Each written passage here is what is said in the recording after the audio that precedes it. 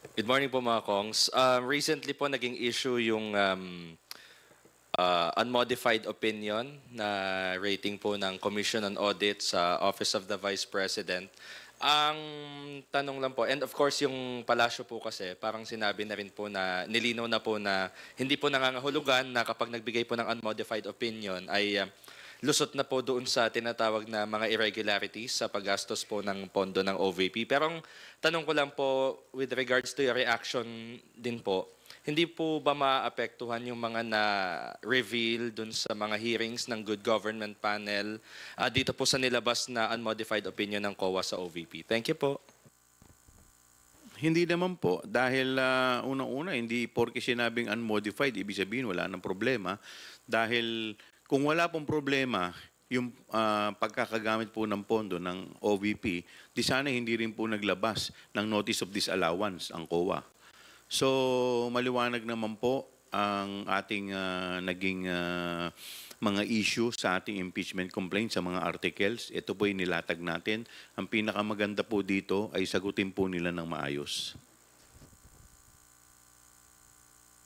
Well, sususugan ko lang yung binabanggit po ni Congressman Joel at banggitin natin yung ibig sabihin ng unmodified opinion. Ang ibig sabihin po nito, or unqualified opinion, ibig sabihin lang po nito ay yung pong financial statements are prepared in all material respects in accordance with applicable financial reporting framework. So basically, katulad ng binabanggit po ni Congressman Joel, sumunod ka lang dun sa framework kung paano ho dapat ina-audit yung ahensya. So, walang problema doon. Pagka lumabas ka doon, edi magkakaroon ka ng, lalabas ka doon sa binabanggit na unqualified or unmodified opinion. No? Pero again, hindi ibig sabihin nun, wala nang, yung notice of disallowance doesn't exist. No?